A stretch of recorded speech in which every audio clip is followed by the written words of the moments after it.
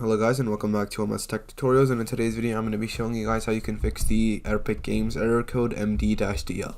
So to get started, what you're going to do is you're going to have Epic Games open, and then from here you're going to go to library, and then you're going to go to the game that you're having this problem with. So for example, if I was having the issue with Fortnite, I'm going to click on the three horizontal dots, I'm going to go to manage, and then I'm going to simply hit verify.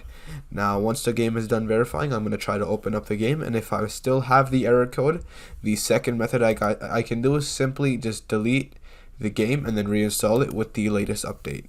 Now if that also doesn't work, you guys can always restart your PC as well. However, if that also doesn't work, what you guys can do is next time you open up the Epic Games launcher, right click on the icon, go to run as administrator, and then click yes, and then just open up the game this way. Now this should fix the error code and you guys should be good to go. So that is it for the video. Thank you guys for watching. Make sure to give the video a thumbs up, subscribe to the channel, and have a great day.